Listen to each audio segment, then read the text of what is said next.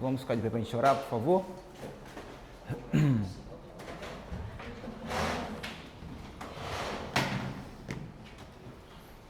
Senhor, obrigado por mais um dia, Deus. Obrigado pela tua misericórdia que se renovou sobre nós essa manhã. Obrigado por essa ideia no teu coração de treinar pessoas para aprender, viver biblicamente. E nós honramos a tua palavra, centralizamos ela em nosso coração. Nós pedimos em nome de Jesus que o teu Espírito possa abrir nossa mente, nosso entendimento, Deus, para aprender com sabedoria, conhecimento e revelação. Nós repreendemos neste lugar todo tipo de distração, tudo aquilo que vem contra a palavra de Deus. Nós amamos tua palavra, Senhor. O nosso coração se abre nesse momento para sermos edificados através das tuas santas escrituras. Que o teu Espírito tenha liberdade nesse lugar para se manifestar. Eu oro para que o Senhor renove os meus irmãos, aqueles que chegaram aqui cansados, sobrecarregados, desanimados, sem esperança, que nessa aula o teu Espírito tenha a oportunidade de renovar cada crente nesse lugar, no nome de Jesus. E nós pedimos que teu Espírito se manifeste enquanto nós aprendemos da tua palavra. O teu poder é real, nós cremos no Pai, no Filho e no Santo Espírito de Deus. Nós abrimos nosso coração nessa noite, em nome de Jesus. Amém. Você pode sentar. Na hora que eu abri os olhos, ela chegou. Sempre dá certo.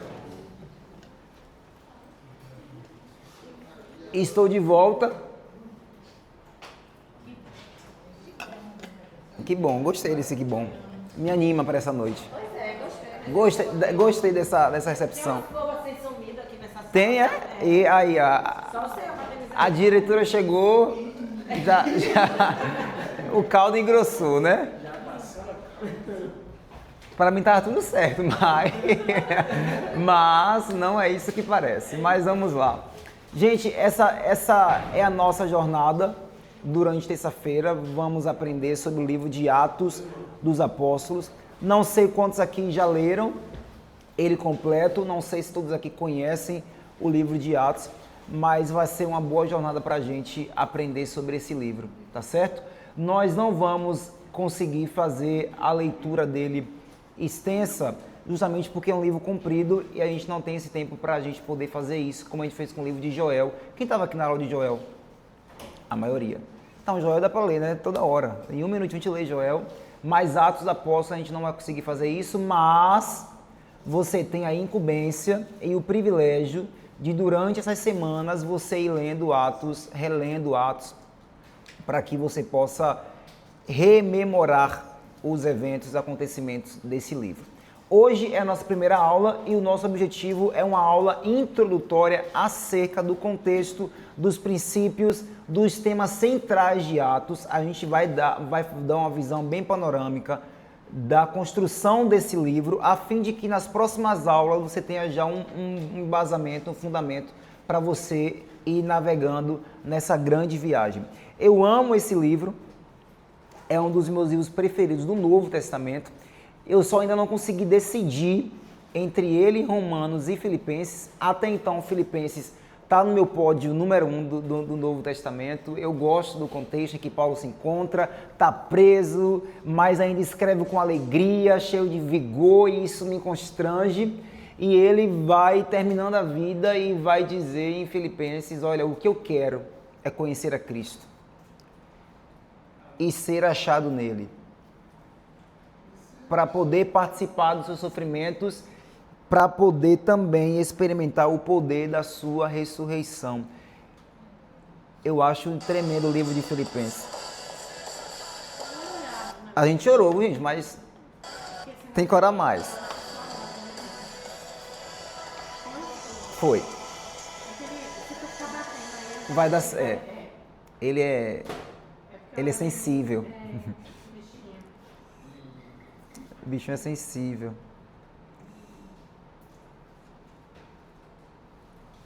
Mas Atos é um livro maravilhoso. Porque fala sobre a história da Igreja de Cristo. Então, é um livro, meu Deus.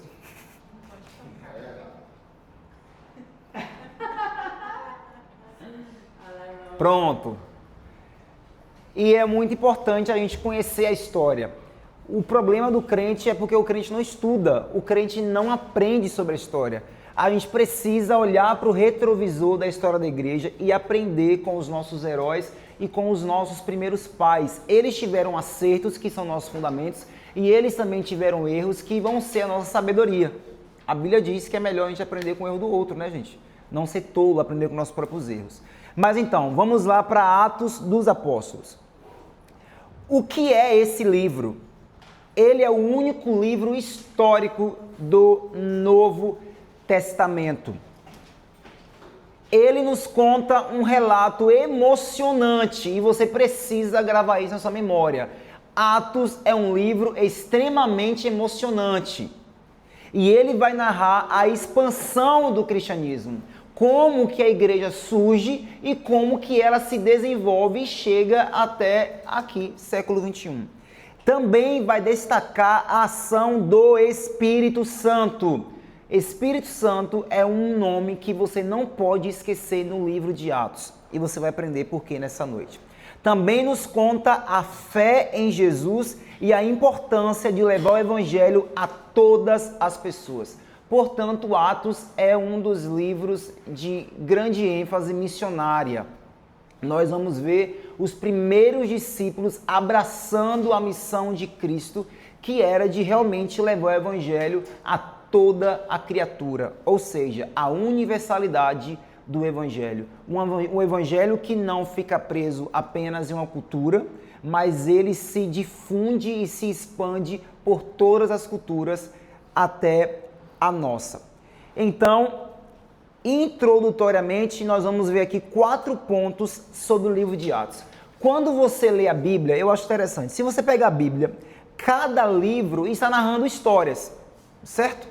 Tem personagens e vai dizer onde o personagem nasceu, quem são os parentes próximos, a profissão, os desafios, as aventuras. Então, para mim, quando eu leio a Bíblia, cada livro deveria ser lido com uma trilha sonora de fundo. Imagina você assistindo um filme sem trilha sonora. Não é a mesma coisa. Porque a música, ela condiciona a nossa mente e nos faz despertar emoções. Se você lê o livro de Atos, a trilha sonora tem que ser uma trilha sonora de ação.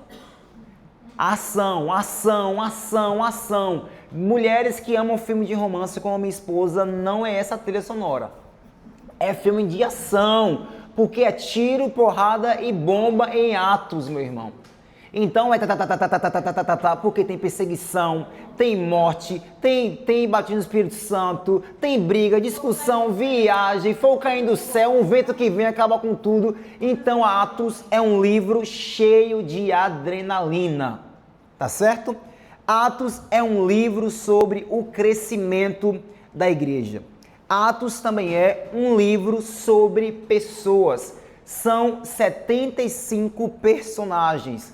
O livro de Atos também fala sobre pessoas. São leigos, são evangelistas, são apóstolos, são mestres, médicos.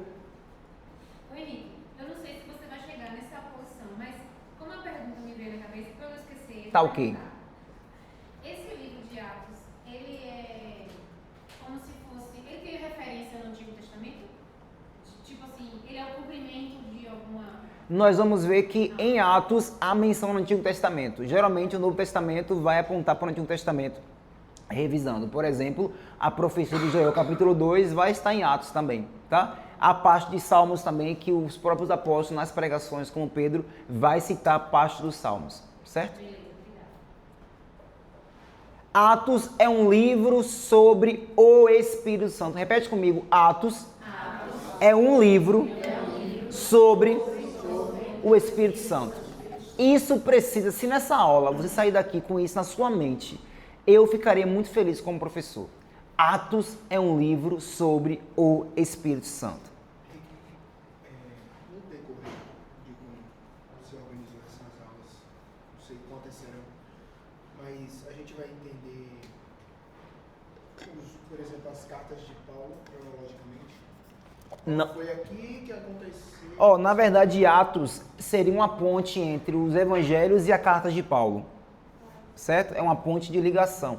Porque no início da construção do Novo Testamento, tínhamos lá os evangelhos e algumas cartas de Paulo. Então, Atos, teologicamente e cronologicamente, entra como uma ponte para fazer a ligação e as explicações. Então, por exemplo, quando Paulo está na sua última viagem lá em Filipos, é onde ele vai poder escrever, onde ele vai escrever a carta de Filipenses. Então, nessas viagens a gente vai mencionar isso também. Mas é mais à frente, tá? Nas viagens missionárias. Não, mas é isso. Eu não sei se você vai sinalizar em algum momento. Ó, foi nesse momento aqui que a gente está chegando agora que Paulo fez tal coisa, escreveu tal carta. Geralmente vocês fazem isso nas cartas de Paulo. Nas cartas. Você vai lembrar, você... Eles não chegaram, não chegou não, né? Ah, tá. É porque eu vim da Joel, aí depois eu vim da Atos, eu não sei onde é que vocês estão no curso. Tá indo, vai chegar ainda. Aí, a diretora falou que tá falado. O livro de Atos é o livro do Espírito Santo. Em Atos 1, versículo 8, nós lemos o seguinte: mas recebereis poder ao descer sobre vós o Espírito Santo, e sereis minhas testemunhas, tanto em Jerusalém, como em toda a Judéia e Samaria, e até os confins da terra. O autor de Atos vai mencionar o Espírito Santo, sabe quantas vezes? Quantas vezes você acha que o autor de Atos vai mencionar a pessoa do Espírito Santo nesse livro? 100 vezes. Metade. 50 vezes. Existe uma ênfase muito clara no livro de Atos que há uma importância na pessoa do Espírito Santo. Porque o Espírito Santo, em Atos, ele vai dar continuidade à igreja que Cristo iniciou. É o Espírito Santo que vai dar o desenvolvimento da igreja, é o Espírito Santo que vai capacitar o povo a ministrar o sobrenatural. Todos os capítulos em que você vê um evento sobrenatural, tenha certeza que aquilo só é possível por conta da pessoa do Espírito Santo. O Espírito Santo, no livro de Atos, vai encher cada crente para testemunhar acerca de Jesus. E testemunhar é diferente de falar. Falar sobre Jesus, qualquer pessoa pode falar. Até mesmo um ateu, um agnóstico pode falar sobre Jesus. Mas apenas a igreja. Somente o crente pode testemunhar. Porque a testemunha não é apenas aquela que fala, mas que dá evidências do poder de Jesus. E só quem pode dar evidência do poder de Jesus são aqueles que carregam o Espírito de Jesus. Quem é que carrega o Espírito de Jesus? Amém, gente? Amém. Ô, professor. Oi? Eu vi num vídeo o cara falando que a palavra... Você está no fundo hoje, na outra você estava mais perto, o que aconteceu? Tá com raiva de mim, irmão? Eu vi num vídeo antes que foi que a palavra testemunha tem como raiz Marte. Exatamente. Então, a tendência, não sei se é uma tendência, mas assim, eu consigo entender que quando ele fala testemunhar é realmente morrer por amor a Cristo. É Marte. Testemunha no original é Marte mesmo. E algo, né? Quando você aqui fala a palavra testemunha, é alguém que presenciou algo, mas na verdade a raiz etimológica está dizendo eu morro por isso aqui. E a ideia de você... A ideia do testemunho como Marte não é apenas de você, como você falou, de você ver, mas é alguém que carrega consigo a ponto de morrer por aquilo que acredita. Então é basicamente esse o conceito de testemunho de Marte aqui no livro de Atos. Olhando para o livro de Atos, uma pergunta surge para nós, como reflexão. Nós vamos ler hoje na íntegra capítulo 1 e capítulo 2. E nós vamos ver o agir do Espírito Santo. Abra aí a sua Bíblia em Atos capítulo 1. Vamos fazer essa leitura.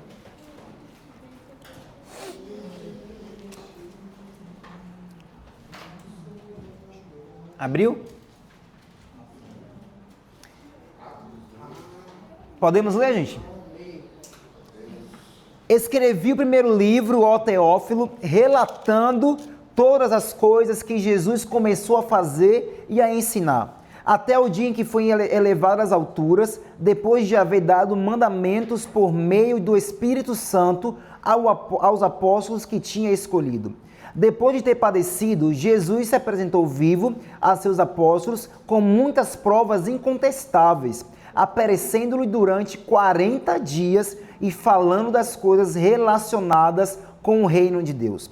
E comendo com eles, deu-lhes essa ordem: não se afastem de Jerusalém, mas esperem a promessa do Pai, a qual vocês ouviram de mim. Porque João, na verdade, batizou com água, mas vocês serão batizados com o Espírito Santo dentre poucos dias. Então, os que estavam reunidos com Jesus lhe perguntaram: será este o tempo em que o Senhor irá restaurar o reino a Israel?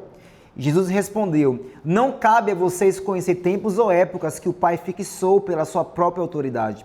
Mas vocês receberão poder ao descer sobre vocês o Espírito Santo e serão minhas testemunhas, tanto em Jerusalém como em toda a Judéia e Samaria e até os confins da terra. Depois de ter dito isso, Jesus foi elevado às alturas à vista deles, e uma nuvem o encobriu dos seus olhos.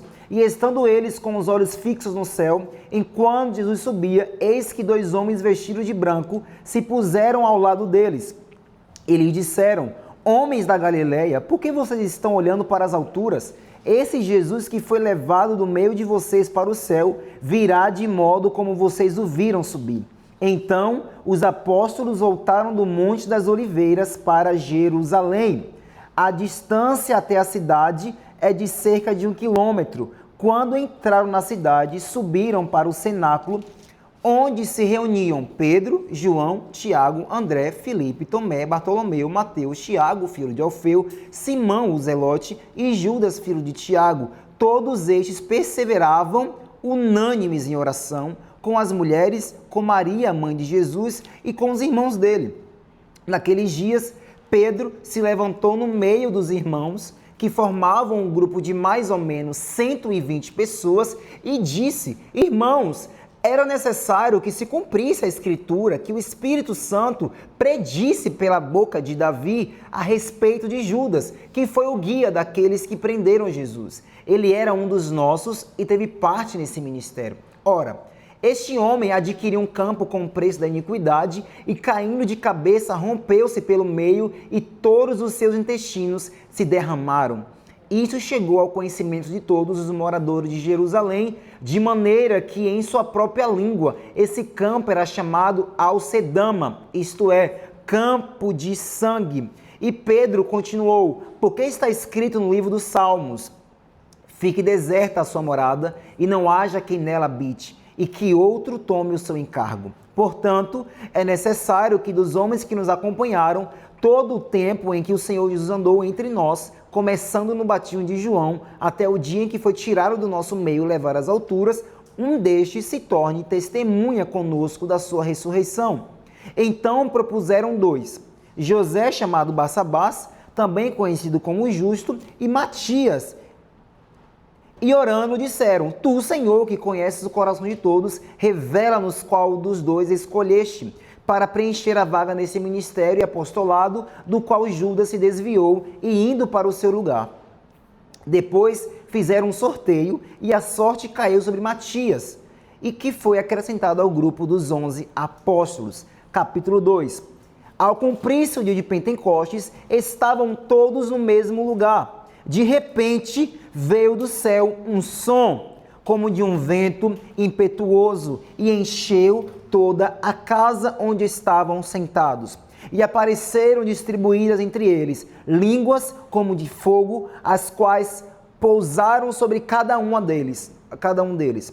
Todos ficaram cheios do Espírito Santo e começaram a falar em outras línguas, segundo o Espírito lhes concedia que falassem.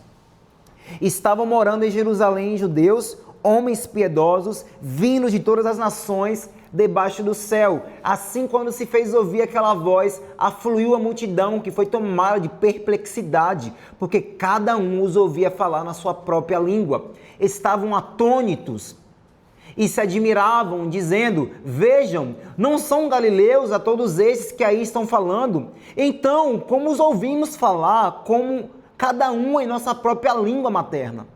Somos partos, medos, elamitas, e os naturais da Mesopotâmia, Judeia, Capadócia, Ponto e Ásia, da Frígia, da Panfilha, do Egito, das regiões da Líbia, nas mediações de Cirene e romanos que aqui residem, tanto judeus como prosélitos, cretenses e árabes. Como os ouvimos falar sobre as grandezas de Deus em nossas próprias línguas. Todos, atônitos e perplexos, perguntavam uns aos outros: o que será que isso quer dizer? Outros, porém, zombando, diziam: estão bêbados, encheram a cara. Então Pedro se levantou, junto com os 11, e erguendo a voz, dirigiu-se à multidão nestes termos: homens da Judeia e todos vocês que moram em Jerusalém, tomem conhecimento disso e prestem atenção no que vou dizer. Estes homens não estão bêbados, como vocês estão pensando, porque são apenas 9 horas da manhã. Mas o que está acontecendo é o que foi dito por meio do profeta Joel. E acontecerá nos últimos dias de Deus, diz Deus, que derramarei o meu espírito sobre toda a humanidade. Os filhos e as filhas de vocês profetizarão, os seus jovens terão visões, os seus velhos sonharão. Até sobre os meus servos e sobre as minhas servas derramarei o meu espírito naqueles dias e profetizarão. Mostrarei prodígios em cima no céu e sinais embaixo na terra, sangue, fogo e nuvens de fumaça. O sol se transformará em trevas e a lua em sangue, antes que venha o grande e glorioso dia do Senhor. E acontecerá que todo aquele que invocar o nome do Senhor será salvo. Israelitas, escutem o que vou dizer. Jesus o Nazareno, homem aprovado por Deus, diante de vocês com milagres, prodígios e sinais, os quais o próprio Deus realizou entre vocês por meio dele, como vocês mesmos sabem. A este, conforme o plano determinado e a presciência de Deus, vocês mataram, crucificando por meio de homens maus. Porém, Deus o ressuscitou, livrando da agonia da morte, porque não era possível que fosse retido por ela. Porque Davi fala a respeito dele, dizendo: eu sempre vi o Senhor diante de mim, porque ele está à minha direita, para que eu não seja abalado. Por isso meu coração se alegra e a minha língua exulta. Além disso também, a minha própria carne repousará em esperança, porque não deixarás a minha alma na morte, nem permitirás que o teu santo veja a corrupção. Fizeste-me conhecer os caminhos da vida e me encherás de alegria na tua presença. Irmãos, permitam-me falar-lhes claramente a respeito do patriarca Davi. Ele morreu e foi sepultado, e o seu túmulo permanece entre nós até hoje. Sendo, pois, profeta e sabendo que Deus já lhe havia jurado que um dos seus descendentes se assentaria no seu trono, prevendo isto, referiu-se à ressurreição de Cristo, que nem foi deixado na morte, nem o seu corpo experimentou corrupção. Deus ressuscitou este Jesus, e disto todos nós somos testemunhas. Exaltado, pois, à direita de Deus, tendo recebido do Pai a promessa do Espírito Santo, derramou isto que vocês estão vendo e ouvindo, porque Davi não subiu aos céus, mas ele mesmo afirma: disse o Senhor ao meu Senhor: sente-se à minha direita, até que eu ponha os seus inimigos por estrada dos seus pés. Portanto, cada casa de Israel esteja absolutamente certa de que a este Jesus que vocês crucificaram, Deus o fez Senhor e Cristo. Quando ouviram isso, ficaram muito comovidos e perguntaram a Pedro e aos demais apóstolos: que faremos, irmãos? Pedro respondeu: arrependam-se e cada um de vocês seja batizado em nome de Jesus Cristo para a remissão dos seus pecados, e vocês receberão o dom do Espírito Santo, porque a promessa é para vocês e para os seus filhos e para todos os que ainda estão longe, isto é, para todos aqueles que o Senhor nosso Deus chamar. Com muitas outras palavras do testemunho, e exortava-os dizendo: salvem-se dessa geração perversa. Então os que aceitaram a palavra de Pedro foram batizados, havendo um acréscimo naquele dia de quase 3.000 pessoas. E perseveravam na doutrina dos apóstolos e na comunhão, no partir do pão e nas orações. Em cada alma havia temor, e muitos prodígios e sinais eram feitos por meio dos apóstolos. Todos os que criam estavam juntos e tinham tudo em comum. Vendiam as suas propriedades e bens, distribuindo o produto entre todos, à medida que alguém tinha necessidade. Diariamente perseveravam unânimes no templo, partiam pão de casa em casa e tomavam as suas refeições com alegria e singeleza de coração, louvando a Deus e contando com a simpatia de todo o povo. Enquanto isso, o Senhor lhes acrescentava dia a dia os que iam sendo salvos. Quando eu olho para o início da igreja, eu vejo a abundância da presença do Espírito Santo, realizando prodígios, sinais, maravilhas, salvação. Na primeira pregação de Pedro, cheio do Espírito Santo, não foi uma pessoa que se converteu, 3.000 pessoas. Quase 3.000 pessoas se arrependeram e confessaram Jesus Cristo como Senhor. E olhando para esse livro, essa pergunta me confronta. O Espírito Santo mudou? Mudou, gente? Então, por que a gente não está avançando como igreja? Porque imagina o seguinte, se Atos é o início da igreja, aqui seria o nosso marco zero, concorda comigo? E nós deveríamos avançar, concorda comigo? Mas quando eu olho para a realidade dos cristãos no nosso século, a impressão que eu tenho, pode ser só minha, é que a gente está a -1, a -2 e a -3 do nosso marco zero. Atos não é o ponto final da igreja, é o ponto de partida da igreja. O que a gente vê nesse livro tem que nos inspirar e nos impulsionar a avançar na vida sobrenatural, porque Atos é um livro da vida sobrenatural do povo de Deus. A igreja que você fala é A igreja. Eu acredito que tem lugares que estão avançando, né? Tem lugares que vivem o evangelho que a gente vê em Atos. Mas aí deve ser um quarto, né? É isso, mas quando fala a comunidade. A igreja A é. igreja, vamos dizer, a igreja brasileira, um exemplo. Vamos falar a igreja brasileira, né? Que é a nossa realidade. Olhando para a igreja brasileira, eu imagino que estamos regredindo. Aquele pessoal que, desculpa aí, Tati. Não, pode complementar. Aquele pessoal que vive sob perseguições, que você também conhece o Boko Haram e tudo mais, eles vivem o evangelho da essência, porque mesmo com isso, eles não param. Acontecem milagres, eles são curados, né? Você vê muitas experiências. Você vai conhecer isso. Sim, o que eu digo é que possivelmente, quantitativamente, deveríamos viver muito mais do que Atos.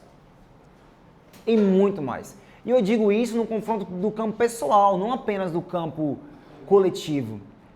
Se você olhar para a sua vida hoje, aí você responde para si mesmo, tá? É uma pergunta retórica. Não levante a mão, não. Qual tem sido o nível do poder sobrenatural do Espírito em você e através de você? Porque essas obras aqui não estão exclusivas para os primeiros apóstolos. É para todo cristão que tem o Espírito Santo. Então, quando eu olho para esse texto, eu me pergunto, Senhor, por que não na minha geração? O que a minha geração está fazendo que não está se movendo em uma vida sobrenatural? O pastor falou uma coisa em um culto, ele disse o seguinte, irmãos, por que ninguém está trazendo os doentes para a igreja? Por que ninguém está trazendo os doentes para a igreja? Não está acontecendo milagres. E, Cuidou de cadeira de roda que estava no semana terrível. mas às vezes, a gente não tem a fé suficiente de acreditar que ao impor as mãos sobre um doente, o Espírito Santo vai curar. E às vezes a dúvida dessa fé vem justamente pela avaliação pessoal do nível que o Espírito Santo está nas nossas vidas. E aí é um ponto de reflexão, tá certo? Mas o Espírito Santo não mudou. Quem mudou fomos nós. Nós mudamos porque nós erramos. E quem muda não justifica. Quem erra não justifica, muda. O nosso problema é que com muitos erros aprendemos a justificar os erros ao invés de mudá-los. Quem erra não justifica, muda. Então, você que está no IBGA, é tempo de mudar. Porque existe uma vida sobrenatural que pode e deve fluir naturalmente nas nossas vidas. A vida de Atos era naturalmente sobrenatural. Ô professor, Oi. esse sobrenatural, eu acredito que está muito relacionado com o primeiro amor, tanto da igreja como da comunidade, da pessoa, porque no Marco Zero, o primeiro amor estava tão forte e o poder estava muito forte, mas no tempo de João, que João estava morrendo, ele já estava combatendo a heresia. Eu acredito que o poder, a fé está muito relacionada nas nossas vidas e na igreja como comunidade em relação ao primeiro amor, ao crer, à fé mesmo. Que é a nossa vida pessoal com o Senhor. Vamos lá, pode falar. Eu passei o tempo meditando a respeito dessa questão, porque isso acontece talvez individualmente com cada pessoa quando ela se converte, quando ela é batizada no Espírito Santo, ela está naquele fogo e acontecem milagres na vida dela. E ao longo da vida dela, o nível de perseguição, porque se você observar, se a gente começasse a curar enfermos aqui, na sequência iriam milhares de pessoas E perseguição. aqui, e na sequência, Perseguição. O que eu acredito que mudou, pelo menos não falo de mim, né? Não falo do outro cristão, porque eu só tenho acesso ao que eu penso no coração. O que mudou muitas vezes dentro de mim, assim, o medo da perseguição ou dos grandes levantes nos impede a parar de buscar com tanta intensidade que o Espírito Santo se manifesta através da gente. É um exemplo simples. Quando você se conversa, você quer ir para dentro de macumba e é assim ou não é? É. Te entra e é uma coragem que é. Aí começam os levantes.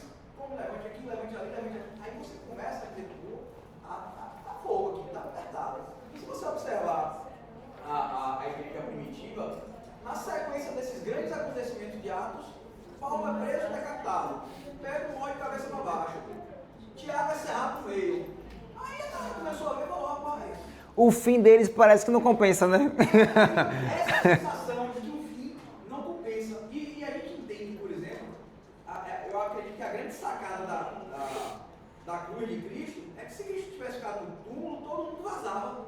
Você vê os caras em Emaús já estavam indo embora. Só que aí Cristo ressuscita. Quando eles veem ressuscitar, ele falou, opa, ele venceu a morte. Encorajamento E aí se liga. e esperança. Então assim, eu acredito muito que o que falta na gente, aí fala por mim, é coragem.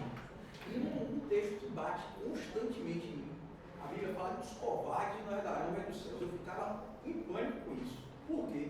Porque o adulto é o que ele está fazendo mal a alguém. O prostituto, o mentiroso, o ladrão. Mas o tímido, o covarde, ele estava só tocando. Mas eu percebi que era tipo assim, é como se ele estivesse renunciando à fé. Sim. E isso é uma coisa que impacta muito para mim. O Senhor não tem prazer naqueles que retrocedem. E assim, impacta na minha fé. Eu já tive algumas crises em relação à fé, porque eu dizia assim, rapaz, eu vi aqueles caras do ISIS queimando os cristãos coptas uma vez. Queimando. Os caras botou os caras dentro da jaula, jogou gasolina nos caras e tocou fogo ao vivo. E eu falei, rapaz, eu sou cristão. Naquela hora eu estremeci, porque eu pensei assim, caramba, será que eu suportaria isso? E aí eu fiquei com a minha fé abalada um bom tempo por causa disso.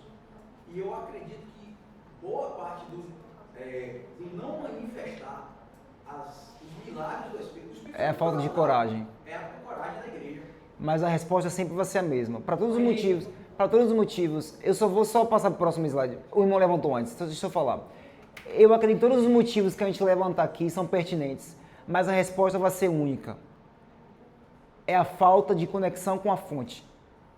Não é só apenas a coragem. É a falta de conexão com a fonte da coragem. Então, a fonte é o Espírito Santo. Olhando para esses primeiros discípulos, eles estavam cheios do Espírito. Eles não estavam com o Espírito Santo em um nívelzinho... Não estava pouquinho, estava cheio do Espírito Santo. E a mesma característica de um novo convertido, que está com o primeiro amor bem latente.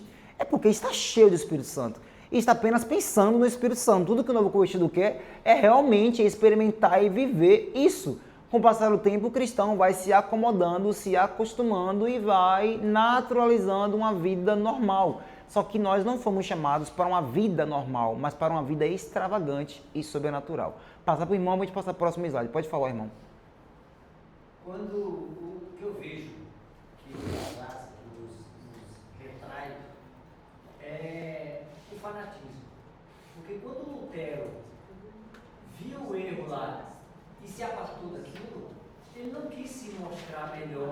do que ninguém. Ele quis consertar algo para a gente seguir adiante.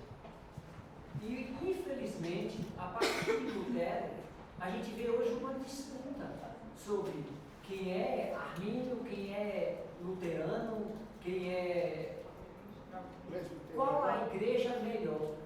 A igreja, eu acho que só existe uma, a igreja de Cristo. Mas, infelizmente, a partir de Lutero, começou uma disputa que se perdura até hoje para quem é o melhor. E a resposta? Isso nos retrai, nos atrasa, porque o homem quer mostrar que a obra é dele. E a solução?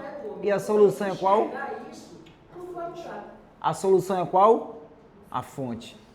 Porque quando estamos conectados com a fonte, vivemos o que lemos aqui agora. É a unidade perfeita da igreja. A autoria de Atos. Atos foi escrito nos anos 60 a 63 depois de Cristo. Atos possui 28 capítulos, como falamos anteriormente. E quem escreveu Atos? Alguém sabe? Quem acha que foi Lucas? Levanta a mão. Quem acha que foi Paulo? Levanta a mão. Quem acha que foi Pedro? Barnabé? Silas? Quem acha que foi Teófilo? Ah, não, tô testando essa turma, gente. Tá bem, viu? Já era pra formar já, viu, também. Então, Lucas não era um apóstolo. Ele era um escritor e um médico que acompanhou Paulo em muitas das suas viagens. E aí nós vamos ver algumas provas da autoria de Lucas. Ele é um dos autores, comprovadamente, porque ele viajou com Paulo e ele vai descrever em alguns capítulos algumas situações da viagem de Paulo. Ele vai escrever o livro de Atos, assim como ele escreve o livro de Lucas, destinado para Teófilo. Teófilo significa amado por Deus. E Teófilo é chamado por Lucas de excelentíssimo Teófilo. Excelentíssimo Teófilo. E esse excelentíssimo era uma expressão usada para pessoas que tinham patentes romanas bem alta. Então, certamente, Teófilo era alguém que tinha essa patente bem alta, possivelmente um homem que tinha muito poder aquisitivo e que contribuía com as viagens de Lucas e de Paulo. E já era um cristão, mas Lucas escrevia para ele para poder dar mais convicção à fé dele através de eventos verdadeiros. Tanto é que Lucas e Atos vai demonstrar de maneira muito minuciosa os milagres, os sinais de Jesus Cristo, tanto no seu livro de Lucas como no livro de Atos. E Lucas vai organizar o evangelho de Lucas igual a Atos. Eu coloquei ali uma tabela, eu não sei se dá para conseguir ler aí, mas eu vou passar esse slide para você e você vai ver que comparativamente ele organiza os dois livros de maneira muito semelhante. Muito semelhante. Então, se a gente pegar o livro de Lucas, do capítulo 1, ele vai começar a dar saudação a Teófilo, ele faz a mesma coisa no livro de Atos, no capítulo 1. Depois ele vai falar sobre os primórdios da vida de Jesus em Lucas capítulo 1. E também em Atos, do capítulo 1 ao capítulo 8, ele vai falar dos primórdios da vida da igreja. Em Lucas capítulo 3, ele fala da unção que estava sobre Jesus. E em Atos capítulo 2, ele vai falar sobre a unção da igreja. E a gente vai vendo que há muitas semelhanças estruturais do livro de Lucas com o livro de Atos. E a outra razão é que a igreja primitiva apostólica do século II categorizou e afirmou que sim, esse livro foi escrito pelo escritor e médico Lucas. Agora, sobre o título de Atos. O livro tem o que na nossa Bíblia aí? Atos dos Apóstolos. Esse termo, Atos dos Apóstolos, não estava no livro quando Lucas escreveu. Quem nomeou esse livro dessa maneira foram os primeiros cristãos. Por volta do ano 150 depois de Cristo, começaram a chamar de Atos dos Apóstolos. Fizeram isso certamente porque quando você lê lá em Atos capítulo 1, versículo 13, a gente vê uma lista com os nomes de todos os apóstolos. Pedro, João, Tiago, filho de Alfeu, Simão, Zelote, Judas, Mateus. Então, certamente, eles começaram a chamar esse livro de Atos dos Apóstolos, porque logo no início aparece essa lista dos apóstolos. Mas há uma grande discussão e uma votação de que o título de Atos dos Apóstolos não deveria se chamar de Atos dos Apóstolos, mas sim Atos do Espírito Santo. Porque o nome dos apóstolos vai aparecer logo nos primeiros capítulos, mas depois vai aparecer apenas de Pedro, de Tiago, de João e de Paulo. Os demais você vai vendo que não vai sendo citados os nomes deles, mas há uma ênfase enorme para a pessoa do Espírito Santo. Então, alguns estudiosos vão ter a ideia de que, nossa, poderia ser chamado Atos do Espírito Santo. E eu ia amar se fosse assim. Atos do Espírito Santo seria fantástico. Não é não, gente? Atos do Espírito Santo. Mas tudo bem, continua sendo mesmo não tendo nome lá. Então, Lucas introduz o Espírito Santo logo no primeiro versículo, mostrando a relação com Jesus. Isso está lá em Atos 1, versículo 2. E Lucas faz referência ao Espírito Santo 50 vezes no seu livro. Então, esse livro poderia ser, sim, Atos do Espírito Santo. E o que é que esse livro nos conta? Nos conta os 30 primeiros anos da igreja. Nos ensina sobre o crescimento da igreja, nos traz explicação e apologia, defesa da igreja, fé e prática, ou seja, o que a igreja acredita e como que ela deve viver. E também vai enfatizar o ministério do Espírito Santo. Sobre o crescimento da igreja, nós vamos ver que a igreja vai crescer numericamente. A igreja começa com ali 120 pessoas reunidas, e depois que o Espírito Santo é derramado sobre eles, a gente já percebe que na primeira pregação quase 3.000 pessoas é adicionado. E esse número só vai crescendo exponencialmente, a ponto de chegarmos hoje. Você consegue calcular o número de cristãos que existe desde a igreja primitiva até hoje? Cresceu muito. Então, Atos também nos fala sobre esse crescimento numérico da igreja. Atos também nos fala que a igreja cresceu geograficamente. Os discípulos, por uma ordem de Jesus, estavam fixados em Jerusalém, mas depois que o Espírito Santo é derramado e acontece prodígios e maravilhas, os cristãos começam a sofrer perseguição de duas formas principais: de dentro para fora, com os líderes judeus que ficaram com inveja e ciúmes do que estava acontecendo, e depois do Império Romano, quando os imperadores começaram a perseguir os cristãos, com Nero, com Décio, com Trajano, com Domiciano, o último, que realizou a grande perseguição, onde destruiu templos, queimou bíblias, retirou todos os direitos dos cristãos. Então, os cristãos começaram a ser perseguidos, e a perseguição tem sim, obviamente, né, que a perseguição é triste, mas ela tem um lado positivo. Quando a perseguição, os cristãos sofrem a diáspora. Então, eles são expulsos do seu lugar de comodismo. Porque pensa comigo, estava muito bom em Jerusalém.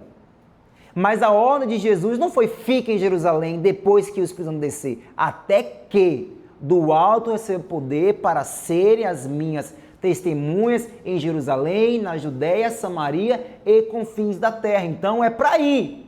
Para ficar aqui não, é para você ir. Então, no meio dessa perseguição, os discípulos são expulsos, começam então a ir para outros lugares, e no caminho eles vão fazendo proselitismo, pregando o evangelho, e outras pessoas vão se convertendo também. A igreja também cresce socialmente. Antes estava contida apenas para os judeus, mas a gente percebe que o evangelho ele vai penetrando as culturas. Tanto é que Paulo vai para a Ásia Menor, vai para a Europa, e o evangelho vai então penetrando outras esferas da sociedade e outras culturas também. A igreja cresce doutrinariamente. O povo vai começar a aprender sobre a relação da lei e da graça. E a igreja vai então desenvolvendo dessa maneira. Atos também nos conta sobre a apologia da igreja. Alguém lê para mim Atos 4, do versículo 8 ao 12. A defesa da igreja. Nesses momentos aqui, nós vamos ver que Lucas vai narrar a defesa do cristianismo para os judeus. Quem pode ler para mim Atos 4, 8 do... Quando Pedro e João estão diante do Sinédrio, vamos ver esse capítulo na próxima aula. Depois que eles curam um coxo, e aí o Sinédrio vai reunir eles. Atos 4, do 8 ao 12. E Pedro, então, pode ler. Então Pedro, cheio do Espírito Santo, lhes disse: Principais do povo e vós, anciãos de Israel, visto que hoje somos interrogados acerca do benefício feito a um homem enfermo e do modo como foi curado, seja conhecido de vós todos e de todo o povo de Israel, que em nome de Jesus Cristo Nazareno, aquele a quem vós crucificaste e a quem Deus ressuscitou dos mortos, em nome desse é que estes são diante de vós. Ele é a pedra que foi rejeitada por vós, os edificadores, a qual foi posta por cabeça de esquina. E em nenhum outro há salvação, porque também debaixo do céu nenhum outro nome há dado entre os homens pelo qual devamos ser salvos. Agora, a defesa do cristianismo diante os judeus, os gentios. Atos 25, do 8 ao 11. Eu vou ler aqui, tá? Então Paulo, defendendo-se, disse: nenhum pecado cometi contra a lei dos judeus, nem contra o templo, nem contra César. Então Festo, querendo assegurar o apoio dos judeus, perguntou a Paulo: você gostaria de ir a Jerusalém e ser julgado ali por mim a respeito dessas coisas? Paulo respondeu: estou diante do tribunal de César, onde convém que eu seja julgado. Não fiz mal nenhum aos judeus, como o senhor sabe muito bem. Se de fato pratiquei algum mal ou crime digno de morte, estou pronto para morrer. Se pelo contrário, não são verdadeiras as coisas de que me acusam, ninguém pode me entregar a eles. Apelo para César. Então Festo, tendo falado com o conselho, respondeu: já que apelou para César, você irá para César. São dois momentos onde nós vemos a defesa e a apologia dos cristãos, uns diante dos judeus e outros diante dos gentios. Atos também nos conta sobre a fé e a prática da igreja. O que é que Atos nos ensina a crer, meus irmãos? Primeira coisa, nas escrituras, na oração, no partilhar do pão e na comunhão. Nos ensina a crer no trabalho do Espírito Santo, na glorificação de Cristo. Como é que o Espírito Santo glorifica Cristo? Como que o Espírito Santo glorifica a Cristo?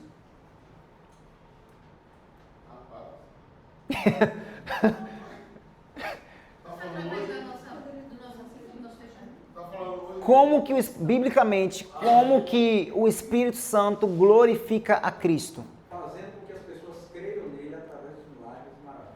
Ponto 1. Convencendo do juízo, da justiça e do pecado. Entra ali no ponto 1. 1.1.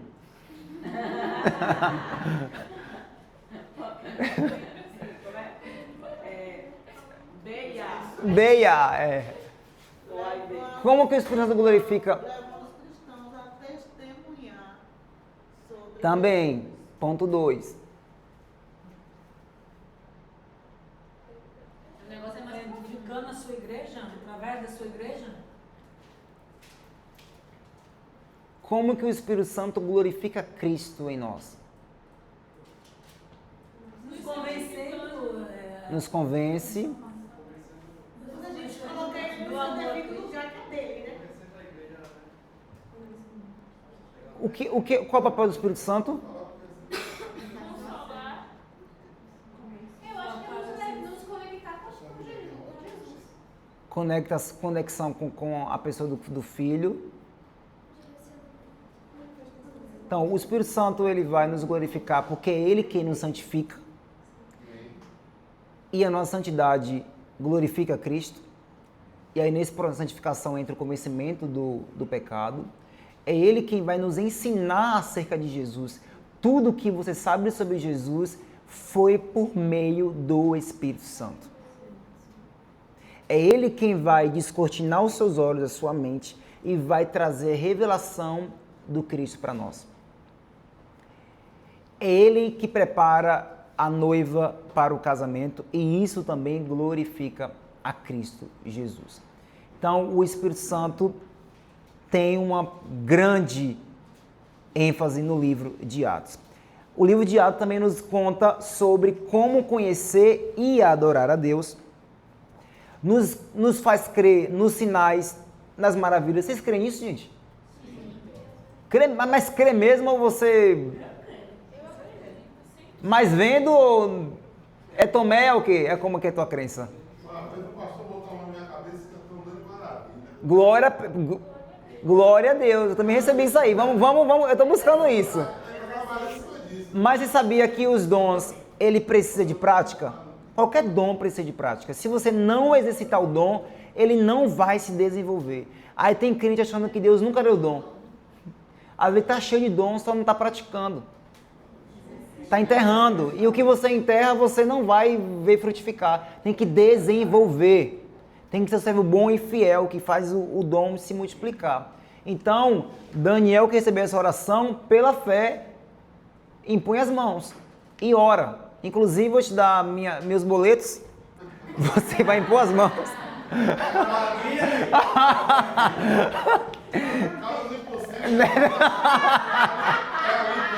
É na esquina, né, Dan? Na outra. Gente, agora só abrindo parênteses, eu vou defender a nossa irmãzinha. Não sei se todos pegaram a referência, mas obviamente que existe o exagero disso, né? Mas eu admiro essas igrejas que fazem essas orações ousadas.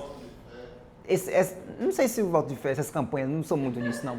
Mas essa expectativa de que um milagre pode acontecer todos os dias, eu admiro isso. Não o modus operandi, mas a fé nisso eu valorizo. O conceito eu valorizo. Maravilha. Quem foi que falou que eu ver? Ah, tá. Eu tenho uma crítica.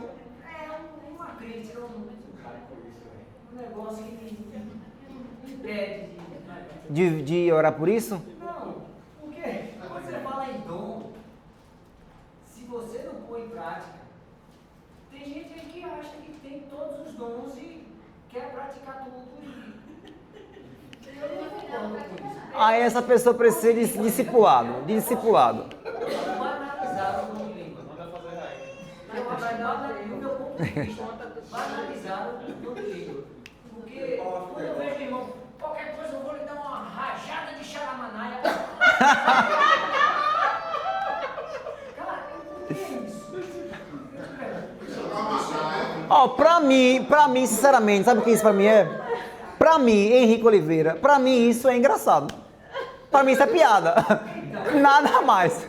Tem gente que vai pra igreja e às vezes nem fala uma palavra, só fala essa língua. Que Paulo diz que isso é confusão. E muitos acham que isso é um dom. Eu queria entender esse dom. Quem vai dar aula de Coríntios? Quem vai dar aula de Coríntios? Quase sair da igreja, quase citar o dom. Porque eu me achava um ET, porque todo mundo falava aquela língua. Paulinho? Eu falava, Deus, o Senhor vai me fazer falar essa língua. Eu quero falar, Senhor, porque Vai conversar com o Samuel que você resolve com ele lá. Depois eu fui para a palavra e vi que não tem nada a ver com a confusão que incutiam na minha cabeça.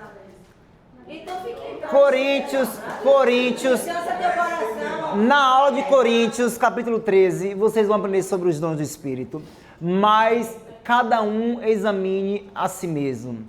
Alguns você... A gente vai ver diferença. Tem diferença de Atos 2 para 1 Coríntios 13. Tem diferença das línguas, tá? A gente vai ver. Não, a problema são a questão da experiência visual do Espírito Santo no dia de hoje, né?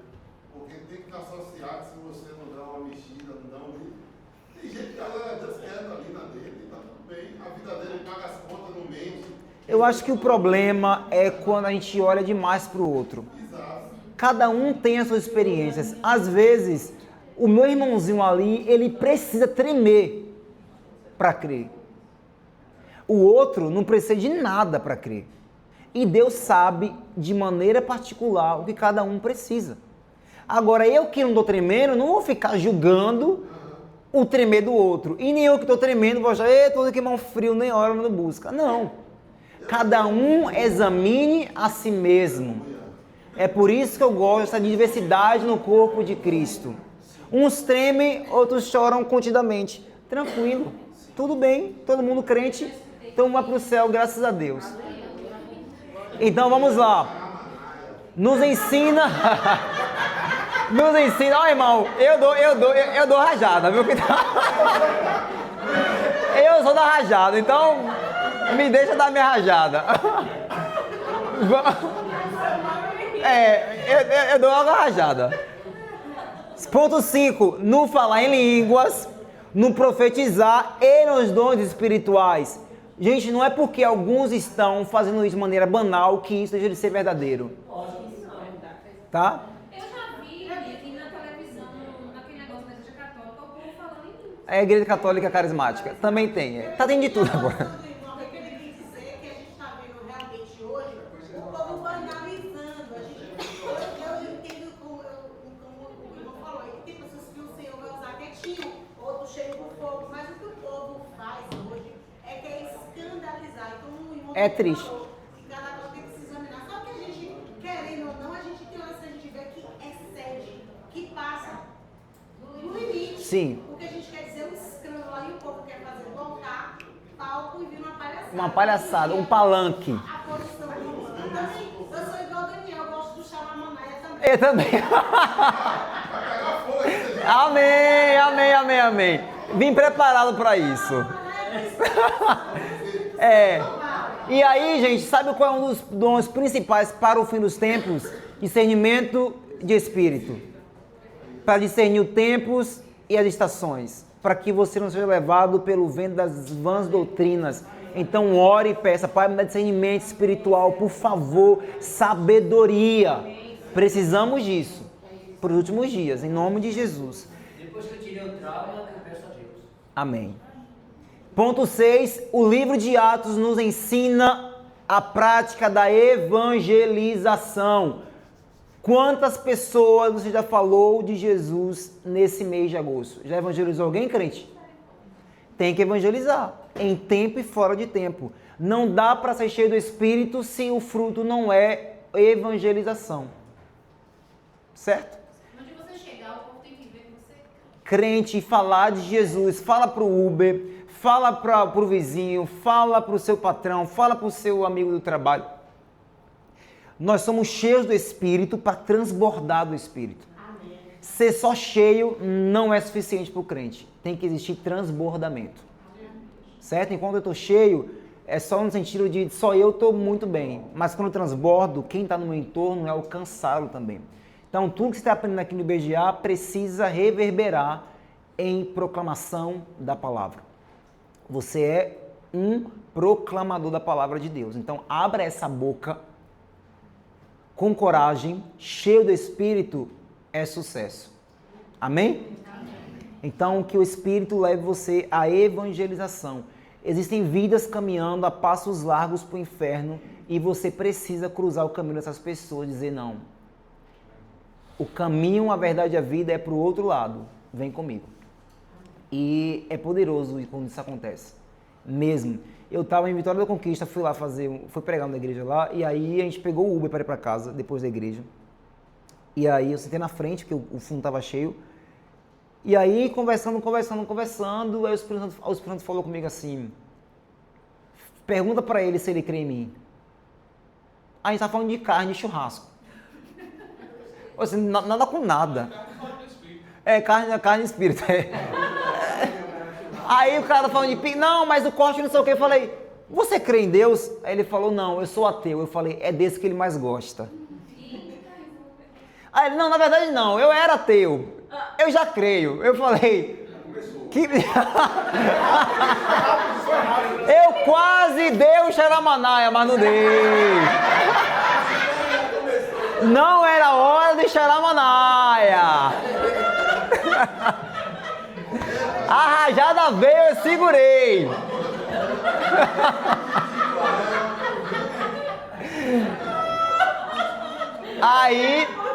Aí eu falei com ele. Eu falei, você crê em Deus? Ele falou, eu creio já, mas ele falou, olha que interessante. Eu creio, mas eu sinto que eu não conheço ele. Gente, isso é lindo, né? Olha a dica. Meu Deus! Como o pai é lindo, né? É lindo demais. E aí eu fui falando com ele no caminho sobre Jesus. E ele... Por que tu já vai, Vaza? Eu tenho que ir agora, velho. Tem que ir, né?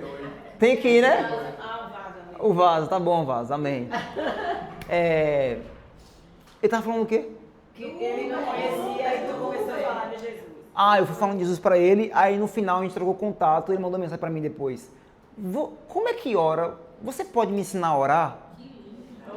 Eu só lembrei do que os discípulos pediram pra Jesus. Mestre, ensina-nos a orar. E aí eu fui mandando um áudio pra ele, mandando a lista pra ele, e eu perguntei pra ele, você tem Bíblia? Ele falou, não, mas vou comprar. E aí eu nem me perguntei pra ele depois se ele comprou. Mas as vidas estão clamando por Jesus. Um Uber, eu poderia simplesmente pegar meu Uber, ignorar ele, não conheço, não vai mudar na minha vida, mas naquele momento, sensível à voz do Espírito Santo, uma vida foi alcançada com a pregação do Evangelho. E vocês estão inseridos em lugares onde vocês têm contato com pessoas todo momento. Então, fala sobre Jesus. Fala sobre Jesus. Ora pelas pessoas. Você pode entregar um versículo bíblico, um convite para a igreja. Na minha academia mesmo que eu vou, eu chamo todo mundo. Já trouxe meus personagens, trouxe meus colegas, tudo para o culto já. Para a igreja. Igreja. Já botei 2 na linha que traía a mulher, não está traindo mais, eu botei na linha. Testemunho. Precisa pregar o evangelho nos lugares onde nós estamos. Cristo voltará. E os frutos precisam estar lá nas suas mãos. Aí os que estão tremendo, xaramanai, xaramacá, xarabadaia, dabadaia, power of the king, of the man, of the power, precisa frutificar no Espírito vidas para o reino. Amém, gente? E 7º ponto, nos ensina a crer no amor de Deus mesmo na perseguição. Atos é um livro sobre a perseguição, mas o amor de Deus é constante na vida dos discípulos. Atos também nos conta que o Espírito Santo é a chave para testemunhar sobre Jesus. No Evangelho de Lucas, Lucas narra Jesus e mostra Jesus como Cristo em seu corpo físico. Em Atos, é Cristo continuando a sua obra por meio do seu corpo místico.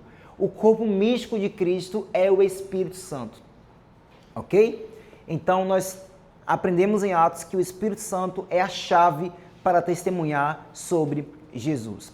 E quais são os temas centrais desse livro? Primeiro, a grande comissão, acabamos de falar e exemplificar, que é a pregação do Evangelho, sobre a unidade da igreja. Eu pensei e tenho pensado muito sobre isso. A minha oração é, Senhor, qual tem sido a minha parcela que tem prejudicado a unidade da igreja? O que é que eu não tenho feito, ou que eu tenho feito, que não tem promovido unidade para a igreja? E quando a gente pensa em unidade, a gente acha, não, quem não é unido é o irmão de lá. Mas às vezes você é a parte que está faltando para esse elo. Então, pensar sobre isso é, Senhor, o que eu não tenho feito para promover unidade? Me ajuda a fazer isso. Eu quero ser a pessoa que mais doa, que mais ama, que mais generoso, que mais ora pelos irmãos, que menos é egoísta. Me diz, Senhor, o que eu tenho feito que não tem levado a igreja à unidade. Porque é poderoso isso, porque o povo conseguia ver Cristo na igreja, porque eles eram um. Não era cada um segurando a sua placa e as suas ideologias e seus pensamentos. Havia divergência entre eles também, mas eles eram unidos. Unidos, eram pessoas diferentes, unidos no Espírito. Até porque, Henrique, uma pessoa abre mão de si mesmo, do seu egoísmo é ego, né? Uhum. Quando você abre mão do seu ego e se junta com alguém em prol de outros, isso aí só pode ser Deus. Sim. Tem que ser Ele, somente Ele pode fazer isso. Ponto 3, o tema central também é o poder do Espírito Santo. Ponto 4, a universalidade do Evangelho, ou seja, como que o Evangelho consegue alcançar todas as pessoas do globo inteiro. E o ponto 5, a transformação pela fé. E agora nós vamos para a parte 2 do livro de Atos. Agora é hora de escrever no papelzinho aí, viu? Mas, como a irmã, a profetisa rabínica apostólica aqui disse no início da aula, pro marido dela falou, bota o quê? Sebo na caneta, não foi, irmã? Sebo nas mãos. Aí a caneta não vai segurar, né? Coloca, porque a gente escrevia agora um pouquinho. Eu vou segurar. Não, foi a irmã, a bispa rabínica apostólica.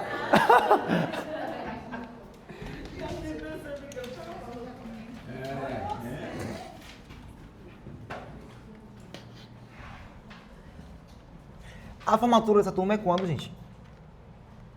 A formatura? Ah, tá. São 2 anos, né? Tamires não quer marcar essa data de jeito nenhum. Descansa o coração. Então, Ela está protelando e protelando. então aí tem mistério. Tem, e a gente sem programação. Está se organizando. Vamos lá, meus amadinhos. Ainda não vamos, né? É uma benção mesmo. Eu cheguei, testei tudo primeiro. Domingo eu fiz a mesma coisa. E aconteceu a mesma coisa comigo. Não sei por que eles são assim. Mas tem um aí que tá bom. O livro de Atos, que foi escrito por quem? É a segunda parte do Evangelho de Lucas. Então, Lucas escreve um único livro que foi dividido em 2. Então, ele escreve o Evangelho de Lucas. Então, tá lá o Evangelho de Lucas. Quando termina o Evangelho de Lucas, termina aqui com a ascensão de Cristo. Então, termina... Dá para enxergar aí, gente? Com a ascensão de Cristo. E a segunda parte do livro de Lucas é Atos. E esse livrozinho vai começar com a ascensão de Cristo também. Eu acho interessantíssimo isso. Porque as últimas palavras de Jesus, antes de ser assunto aos céus, é sobre evangelização. E ele está cheio de glória, com o seu corpo glorificado. E as palavras que saem da boca desse Deus glorificado é: vão e testemunhem, vão e ganhem as vidas. Há poder na evangelização. Amém, queridinhos? O livro de Atos começa... Posso pagar aqui? Vou escrever aqui do outro lado. O livro de Atos começa com a ordem de Jesus. Ele começa com a ordem... Qual é essa ordem?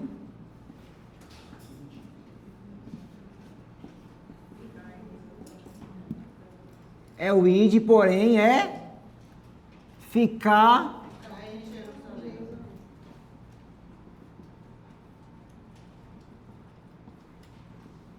Jerusalém. Então estão lá os discípulozinhos.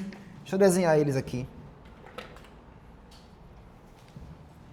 Estão lá os discípulos. Olha só, fiquem em Jerusalém, aguardem em Jerusalém, não saiam de lá, fiquem lá, até que do alto vocês recebam poder. Porque é esse poder que vai capacitar cada um desses discípulos para ser testemunha de Jesus. Quando Jesus estava na terra, Jesus era a fonte do poder para os discípulos.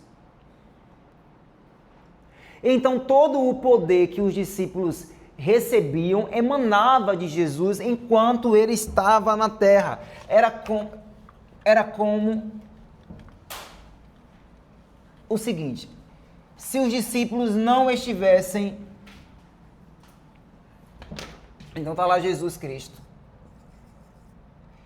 emanando o poder para os seus discípulos enquanto ele estava na terra. Esse poder para os discípulos vinha de fora para dentro. Mas quando Jesus é assunto aos céus,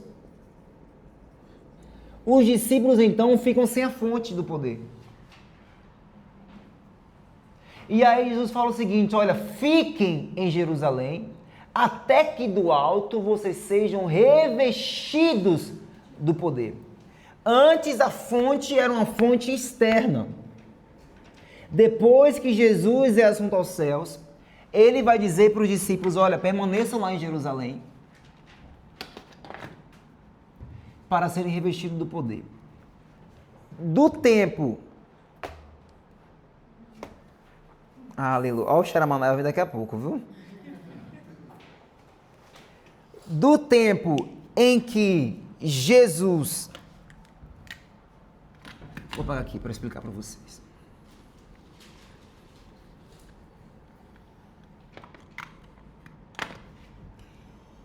Vamos lá. Jesus é morto. Depois Jesus vai ressuscitar. Depois Jesus vai passar quantos dias com os discípulos? 40 dias ainda ensinando os discípulos. 40 dias comendo e bebendo. Depois disso, Jesus é levado aos céus. Concordam? Ele é levado aos céus. Depois disso, os discípulos vão precisar ficar quantos dias sem a fonte? Aqui é Pentecostes.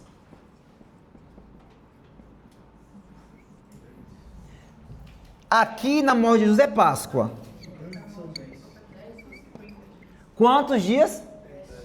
10 dias aguardando a promessa de Jesus se cumprir. 10 dias os discípulos ficaram desconectados da fonte do poder de Deus. E nesse período de 10 dias, a ordem de Jesus foi clara, permaneçam aí, fiquem aí. Só que os discípulos estavam desconectados da fonte. E durante esse período, Pedro faz uma coisa. O que é que Pedro faz? Pedro vai dizer o seguinte, irmãos, Judas traiu Jesus, se matou, e a vaga dele está sobrando.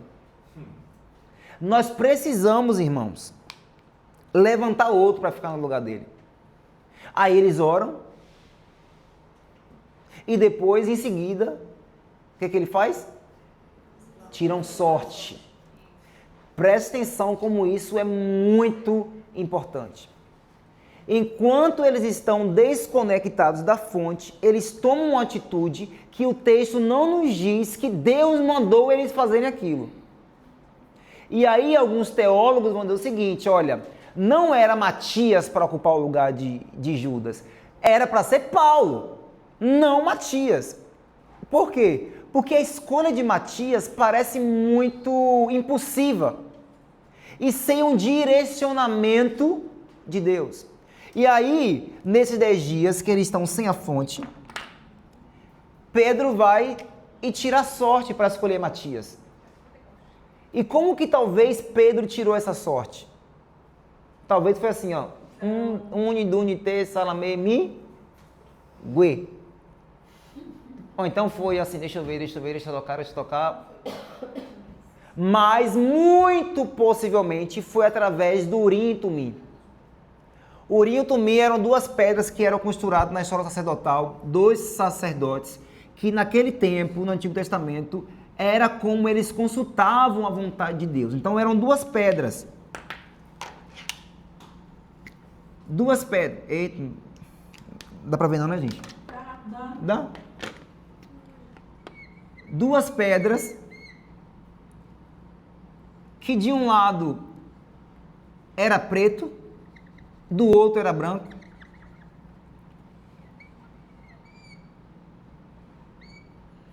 Mas essa possibilidade não quer acontecer, não? Essa possibilidade é uma hipótese. de alguns teólogos, tá certo? Os sacerdotes eram inimigo deles. E só eles poderiam fazer, tirar essa... Mas possivelmente, é isso que eu estou dizendo, é uma hipótese, possivelmente tinham acesso a essas pedras e possivelmente tenha sido por meio desse método a escolha. O texto não nos dá nenhuma afirmação disso, estou trazendo aqui uma hipótese para a gente pensar, certo? E aí, eram duas pedras, Urim e o Tumim. E aí, uma, de um lado era preto, do outro era branco, a outra de um lado era preto, outra era branco. E como é que se tirava a sorte? Então pegava lá as duas pedras e jogavam. Se caíssem as duas do lado preto, significava dizer que a resposta era não. Joguei de novas pedras. Caiu as duas do lado branco, significa dizer que a resposta é sim. E se caísse uma preta e uma branca, silêncio.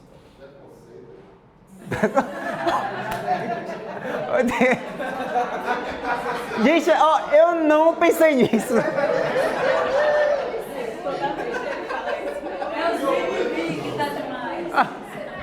Meu Deus, acabou. Eu estudei tanto pra falar isso. Que geração perversa, meu Deus. Eu tava só esperando ver qual era a cor da outra. A cor, digamos que a cor era lilás. Né? Hoje a gente tem que falar assim, não, a cor era lilás, gente. Nem preto, nem branco. Oh, meu Deus.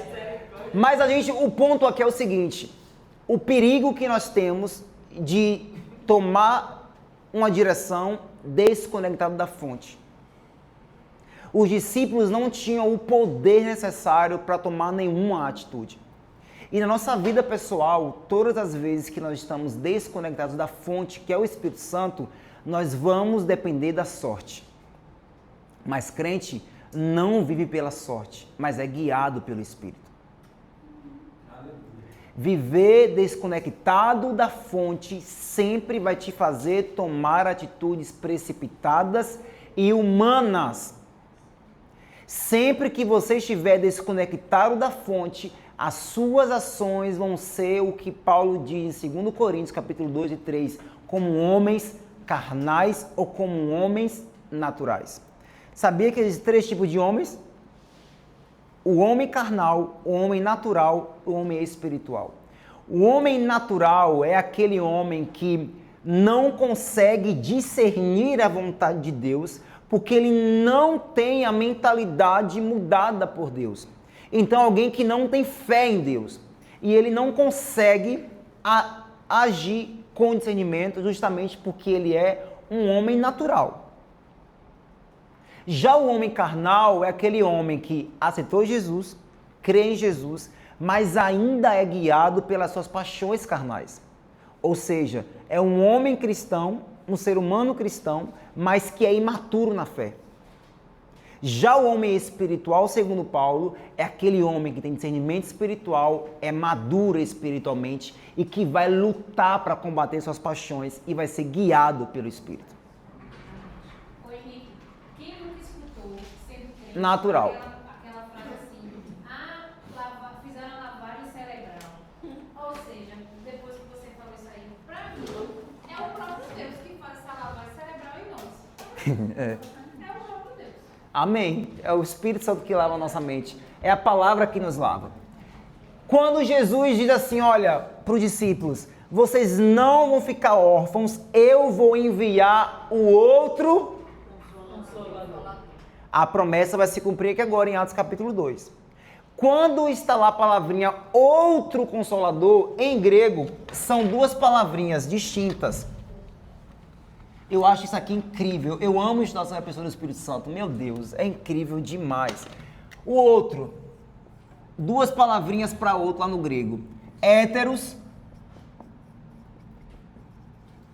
e halos. Héteros é a seguinte exemplificação. Se eu colocar sobre uma mesa uma laranja e uma maçã, eu vou dizer o seguinte, gente, aqui eu trouxe uma laranja e trouxe uma outra fruta. O que é que vocês entendem? Que as duas são frutas, mas são iguais ou diferentes? Diferentes.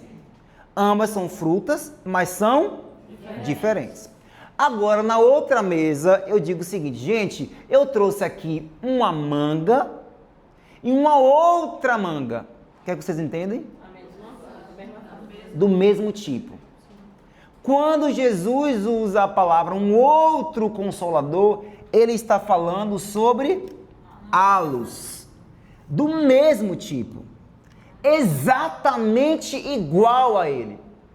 Meus discípulos, não fiquem tristes, não fiquem atemorizados. Eu estou indo, mas eu estou voltando. Eu estou indo, mas eu estou ficando com vocês. É o meu espírito.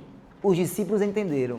Não ficaremos órfãos. O espírito dele, que é exatamente o mesmo, estará conosco para sempre. Então, o espírito que estava nos discípulos em Atos é o mesmo espírito que está em você, que é o mesmo espírito de Jesus. É o mesmo, exatamente o mesmo, sem nenhuma distinção.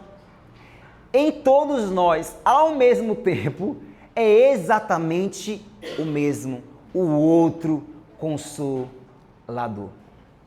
Amém? E é esse outro Consolador que vai descer em Atos capítulo 2 e vai então revestir os discípulos de poder. E aí vai acontecer o que nós lemos em Atos capítulo 2, que vai entrar na parte do Xaramanaia. Não, halos. O outro aí na tua versão é qual o versículo? É 8? Na verdade, esse texto aí é de João capítulo 14. Ah, certo. Tá bom. Que vai se cumprir aqui em Atos capítulo 2. Peraí. Tá certo. É rapidinho. Tá bom. Ó, professor, pelo menos no texto eu citei, eu não ouvi isso aqui, né? Eu nunca tinha lido esse texto. No caso, nunca tinha tido uma visão como eu tive aqui hoje. E qual foi a posição de Jesus quando o discípulo colocou, vamos para essa sorte, colocou outra pessoa? Não tem. Deixa eu falar, eu deixo falar, Não tem. né? Jesus ficou Pelo vídeo aceitou. Não disse pra mim, pra gente. Aham. Continuou o discípulo. Já escolheu, já tomou a decisão lá. Uhum. Já tinha sido assim. É, Jesus estava no céu já. Quando Jesus voltou. Não, esse período aqui, Jesus já está nos céus e eles estão agora aqui em Jerusalém aguardando. Aí durante esses 10 dias, sem a presença de Jesus e sem o Espírito Santo, eles estão lá como homens naturais. Sem o Espírito Santo dentro deles. E aí eles vão então tomar atitudes precipitadas. Uma delas é essa daí, que a gente vê no texto. Talvez Pedro sanguíneo impulsivo, não sei as demandas que estavam surgindo no contexto, mas eu gosto de olhar com essa visão porque eram homens semelhantes a nós, vivendo algo totalmente diferente e novo. Imagina só, a pessoa que eles estavam acostumados, passaram 3 anos vendo Deus encarnado, manifestando poder, e eles tinham ainda a esperança de Jesus ser aquele rei que ia vir e derrotar Roma. E aí, de repente, esse cara morre, ressuscita, reaparece e vai embora de novo e agora? Então, ao mesmo tempo que há uma esperança, também há medo e insegurança, há dúvidas, é tudo muito novo. É tudo muito novo, muito rápido, gente. São 3 anos acontecendo isso, é rápido demais para processar a mente. Então, há muitas coisas que acontecem. Por isso que a gente precisa olhar a Bíblia e ver homens, não super-heróis. São homens dados aos mesmos erros e paixões que nós. E nós podemos aprender com os erros e com os acertos. O que eu interpreto aqui é, não fique desconectado da fonte. O que fazer com minha família? Conecte-se com a fonte. O que fazer com minha empresa? Conecte-se com a fonte. O que fazer com meu vizinho? Conecte-se com a fonte. Não sei o que fazer, não faça nada até você ser guiado pelo Espírito. Aguarde até que você tenha o poder suficiente para agir, espere nele. Agora espera aqui, não é simplesmente assim, ficar na rede e falar, Deus me abana. Não. É ativamente continuar esperando, orando, meditando nas promessas e buscando a presença do Espírito Santo. Alright? Oi? Tem outro lugar da Bíblia que fala de batismo? Não me recordo. Então já foi dada a resposta. Não me recordo. Só em Matias. Ou só em Matias. Só em Atos. Quanto Paulo ocupa o Novo Testamento e Matias só aparece nesse texto? Só Matias só aparece aí. Não vejo. Não tenho. Tu lembra também? Não. Que ele fez, Nada. Não tem assim. Só na história mesmo da igreja, mas não. Só aí, pronto. O irmão me lembrou uma coisa agora. Lucas escreveu mais do que Paulo.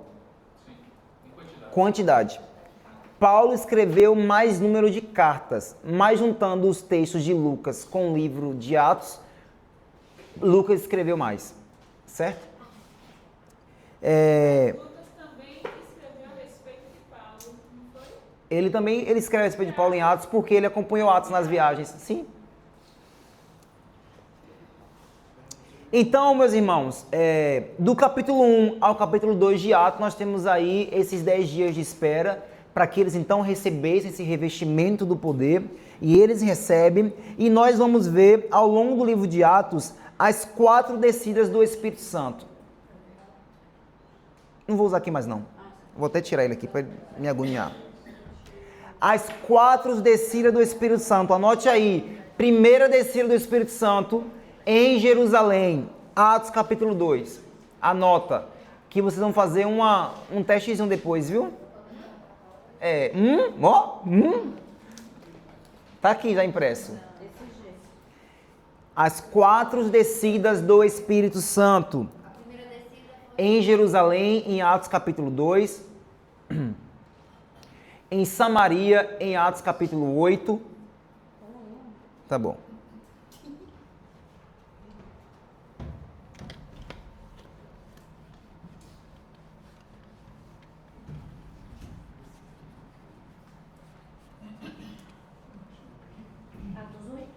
Atos capítulo 8.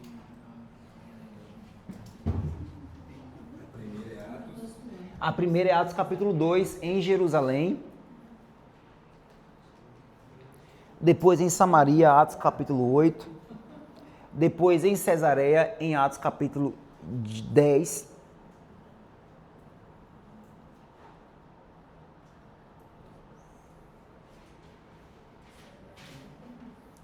A quarta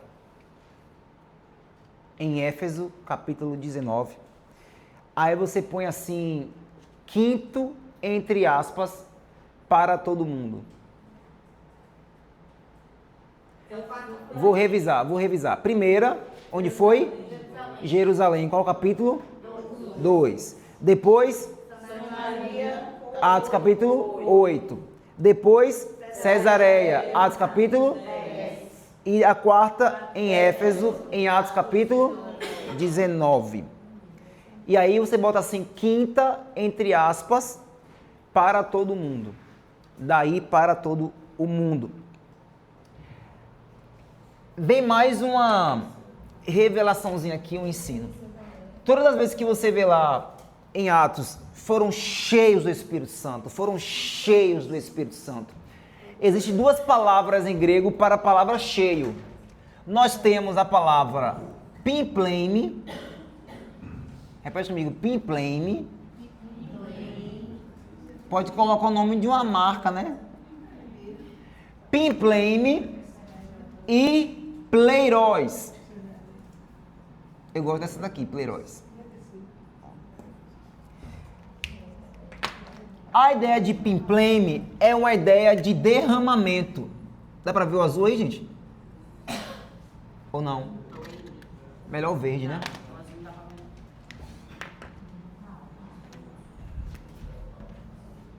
É uma ideia... O verde? O preto sim. O preto...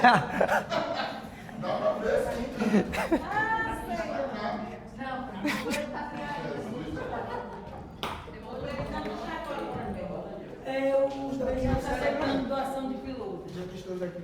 Não vê sem não. Tomara que esteja servindo. Também nada isso aqui, né? Gente, vamos como era no... Vai na mesma cor mesmo. Vou na mesma cor mesmo. Vou na mesma cor. Aqui em Pimpleme é uma ideia de derramamento.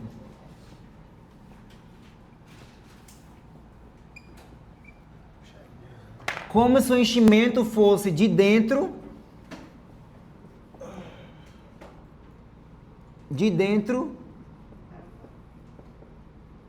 para fora.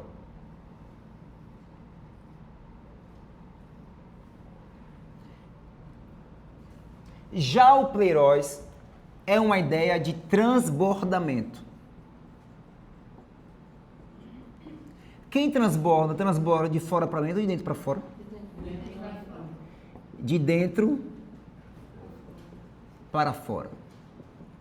Então, quando nós lemos esses textos cheios do Espírito Santo, nós estamos falando de Pleiros, cheios de dentro para fora. Por quê? Analisando Atos capítulo 2. Fora para dentro. Eu coloquei só para vocês estavam atentos. Fora para dentro. Por que em Atos capítulo 2 estamos falando de Pleiros e não de Pimpleme? Porque agora a fonte está dentro deles. Então eles estão cheios, a ideia de estão transbordando. Certo? Transbordando, Pleiros. E eu peço o Espírito Santo Pleiros sobre cada um, em nome de Jesus. Que vocês transbordem de dentro para fora. Porque aqueles que creem em Cristo do seu interior fluirão rios de águas vivas. Pleiros. Então em Atos capítulo 2, os discípulos estão vivendo Pleiros, cheios do Espírito. Cheios do Espírito, transbordando. Oi. No caso, no versículo 2:2, e de repente 2:2. E de repente veio do céu um som, como de um vento impetuoso, e encheu toda a casa. Ou seja, nesse primeiro momento, primeiro veio esse poder de fora para dentro, encheu dentro, depois Transbordou. Exatamente. Derramamento e Pleiros. Primeiro foi Pimpleme, depois Pleiros. veio Pleiros. Pleiros. Você faz matemática? Não. Ah. Eu vi uma mensagem que ela divide. Não, é por conta da lógica, da mente logística. Eu tenho uma cabeça assim. De lógica, é que eu fiz exatas, aí eu sei, identifico. Ela divide os tempos em Deus agindo no Antigo Testamento, na Antiga Aliança. A peça de Deus mesmo, de Jeová. Depois veio Jesus, né, que teve o período interview. Veio Jesus, aí a presença de Jesus muito forte na terra, atuando. E hoje a presença do Espírito. Hoje é o tempo do ministério do Espírito Santo. Trabalhando na igreja. Quando nós olhamos para Atos capítulo 2, nós também podemos fazer um paralelo com Gênesis capítulo 8, quando Noé e essa família está na arca e a terra está cheia de água pelo dilúvio. E aí Noé faz o que para saber se acabou ou se não acabou? O que ele faz? Solta uma pomba. Quantas vezes ele solta a pomba? 3 vezes. Primeira vez ele abre a porta da arca, solta uma pombinha, a pombinha vai e volta. Esse primeiro voo da pomba simboliza o tempo do Espírito Santo no Antigo Testamento, onde ele estava operando sobre o homem, mas que não estava dentro do homem. Aí depois de 7 dias, Noé faz o que com a pombinha? Solta de novo. E aí acontece o quê? Ela volta com um galinho de ramo de oliveira. Esse segundo voo da pomba simboliza o tempo do ministério de Jesus, onde Jesus era ungido pelo Espírito Santo. E aí, depois de 7 dias, Noé faz o quê? Solta a pomba de novo. E acontece o quê? Ela não volta mais. E esse terceiro voo da pomba representa Atos capítulo 2, onde o Espírito Santo é derramado sobre o homem e ele não volta para o céu. Ele vai continuar no homem até a consumação dos séculos. E aí o Espírito Santo tem algumas analogias com elementos na Bíblia. Pomba, fogo, óleo, água, vento. Só que o Espírito Santo não é uma pomba, o Espírito Santo não é um fogo, ele não é a água, ele não é o vento. Ele é Deus. Essas analogias é apenas para que a gente entenda a característica da sua personalidade e do seu caráter. É semelhantemente eu falar o seguinte: como é seu nome, irmão? Eu? Sim. Ney. Ney. Rapaz, Ney é forte que nem um touro. Ele é um touro, gente? Tinha pecado, né? Hã? Não tinha pecado. Ele é um touro? Não. Mas quando eu digo assim, olha, o irmão Ney é forte como um touro, o que é que você entende? Ele tem uma força. Então, quando nós falamos que o Espírito Santo vem como uma pomba, vem como um vento, vem como fogo, não é que ele é aquele elemento. É que ele se manifesta como aquele elemento. O Espírito Santo é Deus no homem. O Espírito Santo, qual é a ordem dele na Trindade? Ele é a terceira pessoa da Trindade. Certo, gente? Sim ou não? Sim. Não, gente. Não. Não mesmo. Presta atenção nisso. Aprendemos isso o tempo inteiro, nós falamos isso. Na teologia foi posta isso não para gerar uma ideia de hierarquia. Primeiro, sobretudo, é Deus Pai, depois Deus Filho, depois o Espírito Santo. Não é uma ordem de competição entre eles, até porque é o mesmo Deus, não há competição entre eles. Dizer que a terceira pessoa da Trindade foi colocado analisando o seguinte: primeiro aparece Deus Pai na criação, depois Deus Filho e depois o Deus Espírito. Então, nessa ordem. Mas até nessa ordem está equivocado biblicamente. Porque quando você abre Gênesis capítulo 1, quem é primeiro que aparece lá? O Espírito de Deus pairava sobre as águas. Ele está desde o início, porque ele é Deus. Quando ele fala Façamos. É um plural majestoso, os três estavam reunidos. E há um perigo em você colocar o Espírito Santo no terceiro lugar. Por exemplo, quem ganhou a Copa do Mundo da última Copa que teve? Alguém lembra?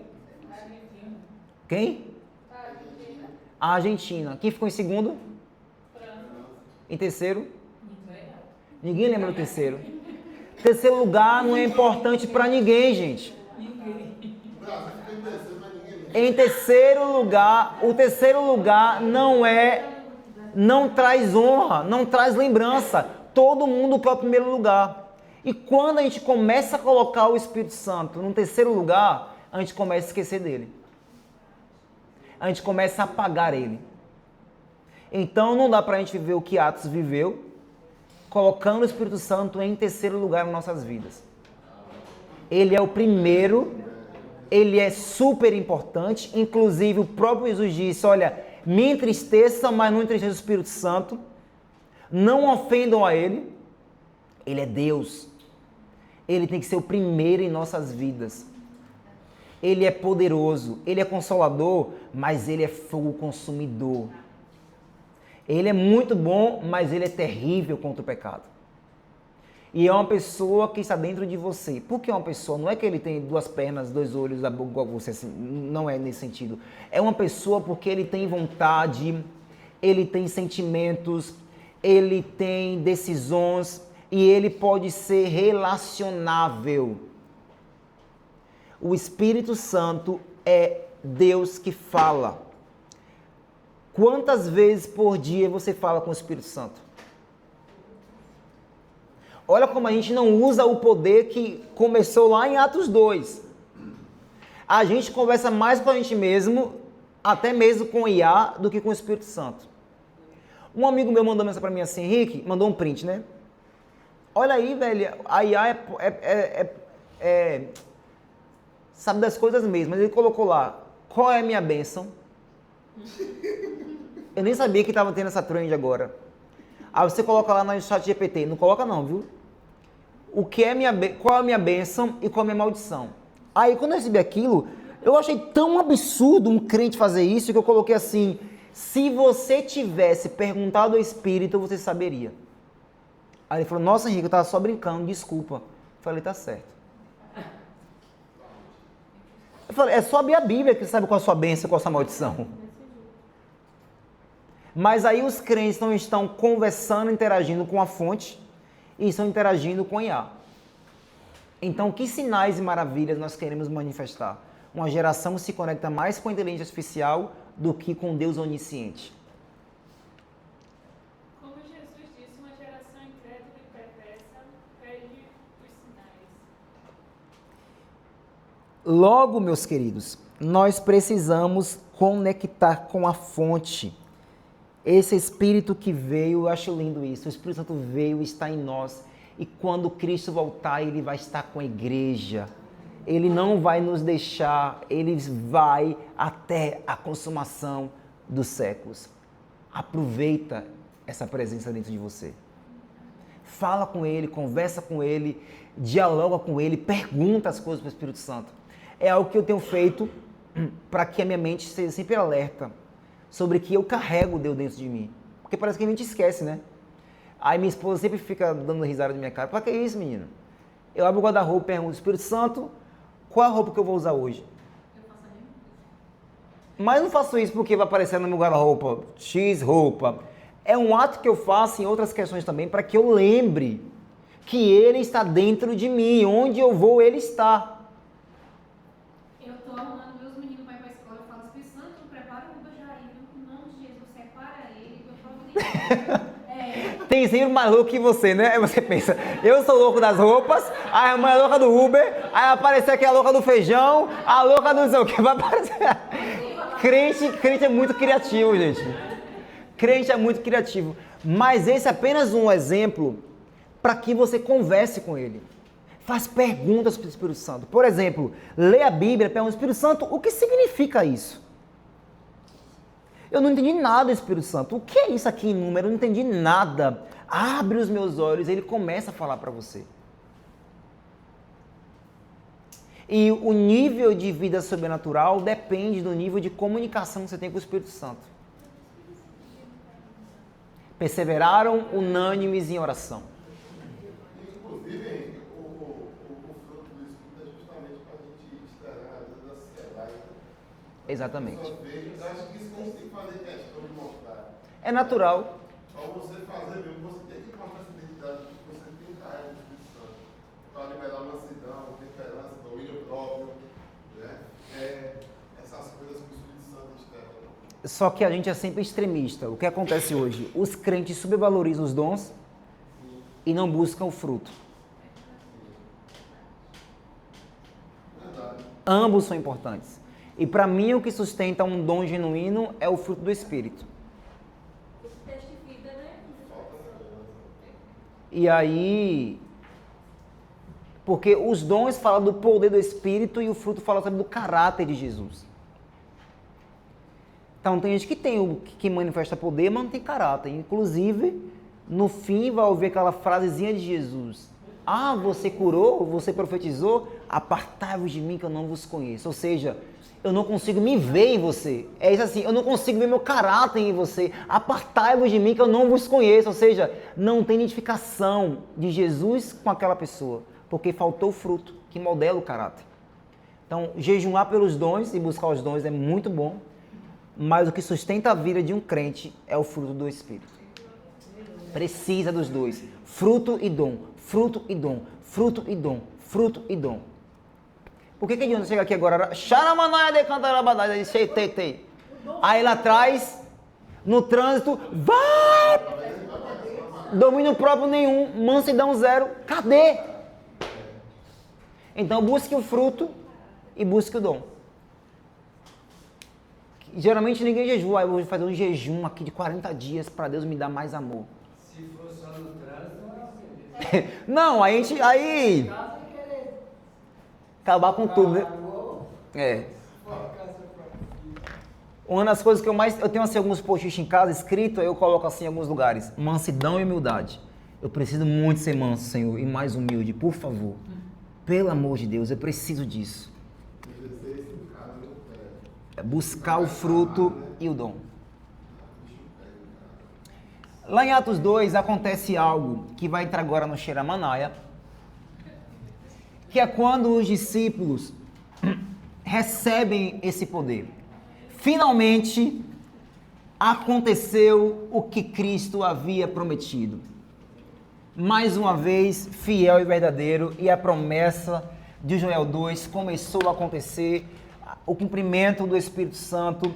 Então estão lá os discípulos, eles estão onde? Estão lá os discípulozinhos lá em Jerusalém. E aí acontece o que? Vem um vento, vem um som, como de um vento, é um som, não é o vento que entrou, vem um som como de um vento impetuoso. Enche toda a casa e as línguas como de fogo distribuindo na cabeça de cada um. Eu gosto disso também, Oi? Pentecostes tem a ver com... Eu vi uma livração que falava sobre isso. Que o Pentecostes seria a resposta de Deus a Babel. Sim, vou falar, Babel, sim. Né, os homens fazem o figurado, a torre de Babel, para Deus descesse para aquela torre. Só que queria que aprisionar Deus naquele monumento, né? Sim. E aí Deus desce nesse momento e as línguas estranhas elas ficam conhecidas. Né? Exatamente. Gênesis capítulo 11, em Babel, o povo é dividido em línguas, cada um vai para um canto falando uma língua diferente, a divisão. Agora em Jerusalém, depois que esses eventos acontecem, o som como muito impetuoso, as línguas na cabeça de cada um, vão estar lá outras pessoas, líderes religiosos de todos os lugares da terra. Medos, cretenses, gregos, gente do Egito, tudo que é lugar. E aí eles vão se aproximar, imagina o barulho que estava acontecendo, que chamou a atenção das pessoas. Aí eles vão se aproximar. Quando eles chegam lá, eles são surpreendidos, porque homens galileus estão falando na língua materna de cada um.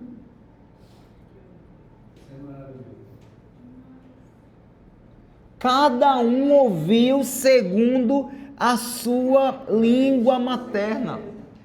Então é mais ou menos aqui, só tem brasileiro, e aí tem aqui chinês, tem gente da Turquia, gente do Japão, e chega, e nós estamos aqui falando, e eles estão ouvindo e entendendo na sua língua materna, só que você nunca fez um curso na FISC para poder falar nisso, na língua que os outros estão ouvindo. E aí, esse tipo de linguagem que acontece aqui, desse mover que acontece aqui, é o tipo de linguagem idiomática que nós chamamos de xenolalia. Xeno significa estrangeiro. Ou seja, ilalia é falar, ou seja, uma capacidade de você falar uma língua estrangeira. Mas aqui, xenolalia.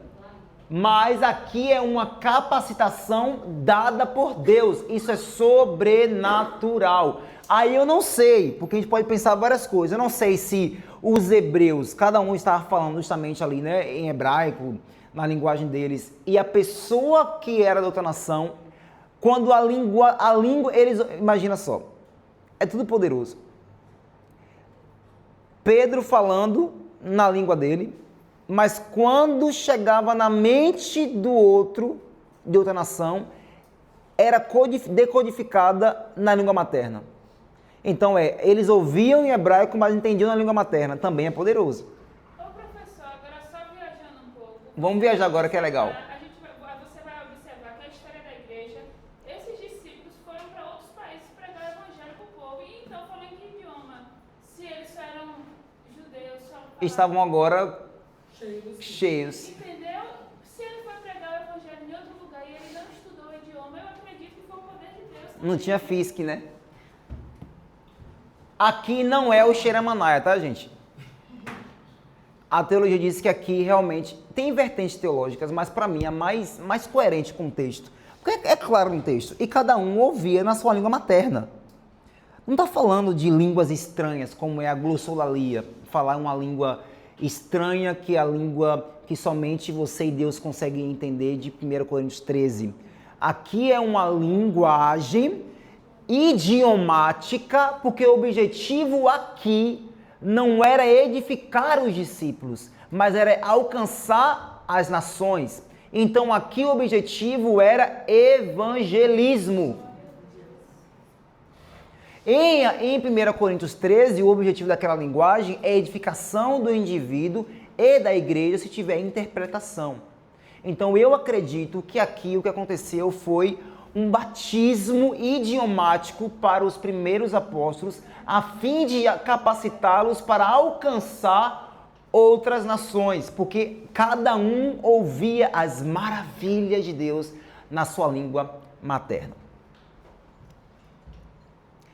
E a glossolalia que eu falei para vocês, ela se divide justamente nisso. Glossolalia. Isso aí 2. são ponderações suas ou isso é uma evidência? De que aconteceu. Eu creio nisso que você falou. Está no texto, é isso mesmo. Cada um ouviu na língua materna, então é uma língua idiomática. Tanto é que antes fala, olha, esse era cretense, esse era egípcio, esse era árabe, e eles foram conduzidos a esse local e ouviam as maravilhas de Deus, cada um na sua língua. Para mim, não tem muito o que inventar, não. Não tem como dizer assim, não, mas a língua estranha, xaramaná. Não duvido que isso pode acontecer, não duvido, Deus é sobrenatural. Mas o texto pelo texto, eu fico pelo texto. Usa o verso 3 para dizer que é o xaramaná. Olha, irmão, tu batizou o xaramaná, viu?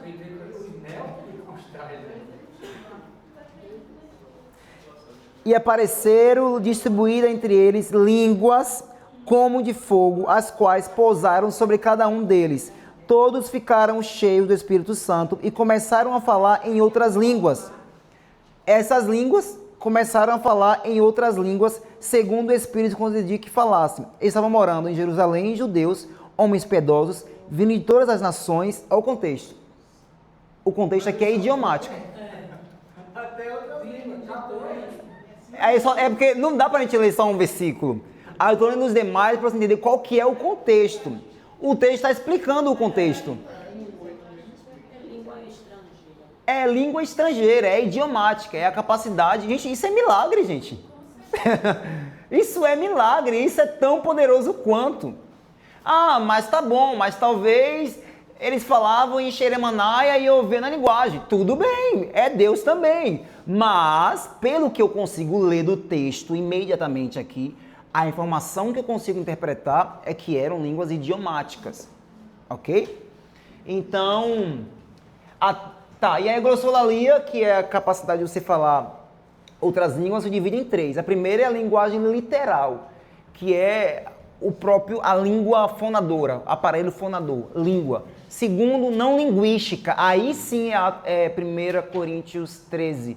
A não linguística, que é o xeramanaia, que é uma não linguística porque não tem tradução, interpretação e ninguém consegue entender. O Espírito dá e ele interpreta quando é para edificar a igreja. Mas é uma linguagem que você usa para edificar a si mesmo, que fala em mistérios com Deus, ninguém entende, nem a nossa mente racional, somente o próprio Espírito.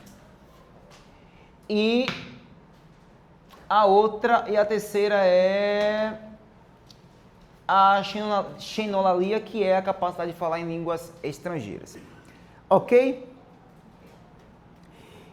E para a gente terminar esse momento, em Atos 2, versículo 42, abra essa Bíblia aí. Para a gente finalizar então com como a vida da igreja acontecia, que é o início da igreja. Atos 2, 42. E perseveravam na doutrina dos apóstolos, e na comunhão, e no partir do pão. Ou seja, na doutrina dos apóstolos, o que os apóstolos ensinavam, porque agora é eles que vão ensinar o povo, não mais Cristo. Então, as pessoas perseveravam, a multidão perseverava na doutrina dos apóstolos. O que eles ensinavam, as pessoas obedeciam e perseveravam nesses ensinos. Sobre a vida de Cristo, a ressurreição e o poder do Espírito, eles estavam lá perseverando na doutrina dos apóstolos. Na comunhão, no partir do pão. Aqui alguns vão dizer que partir do pão pode ser que eles faziam a ceia de casa em casa, porque eles viviam de casa em casa. O partir do pão também pode ser interpretado como a exposição da vulnerabilidade e das necessidades mútuas. Então, qual que é a minha aflição? Eu vou partir isso com o meu irmão e ele vai viver aquilo junto comigo, certo? Então, é ter um coração entranháveis afetos, como o apóstolo Paulo diz em Filipenses. Então ele pode ser interpretado como divisões de bens. Também, partir do pão, sim. A gente não faz isso mais hoje, né, gente?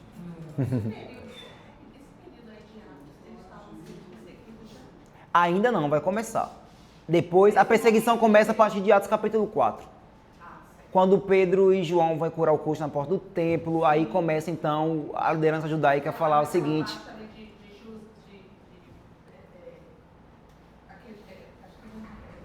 Barnabé? É o que distribui as coisas depois de Ananias, essa parte. Isso, a gente vai falar antes.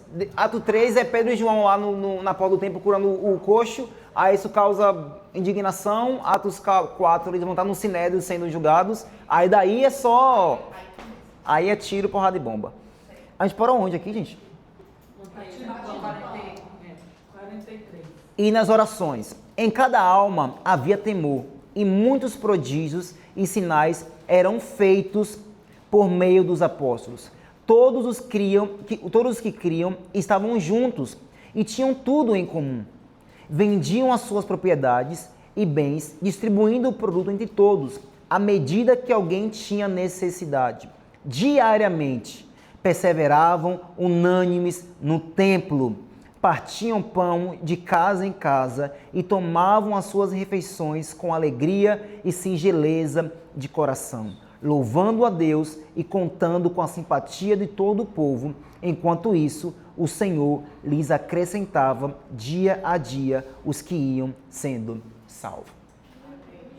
Não é complicado a gente viver igreja, é só isso. A base é essa. A base da igreja é essa. O coração da igreja é isso. É perseverar na doutrina, é perseverar na oração, na comunhão, no partir do pão, é amor. Em outras palavras aqui, a base central da igreja é amor.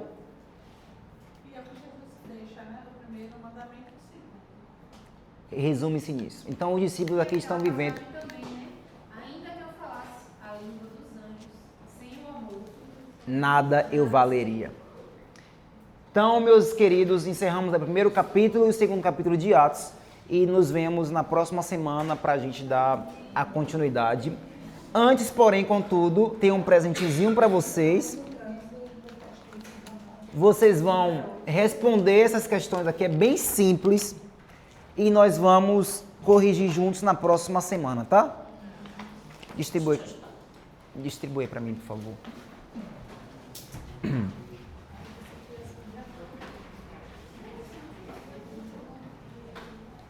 Termina que horas aqui, Tami? 9h30? Ah, então vamos fazer aqui agora. É bom que refresca a memória, gente. Não, ainda são 8, são 9h10. Você tem 20 minutos para fazer. Mas não, vamos orar. Faz em casa, a gente vai orar.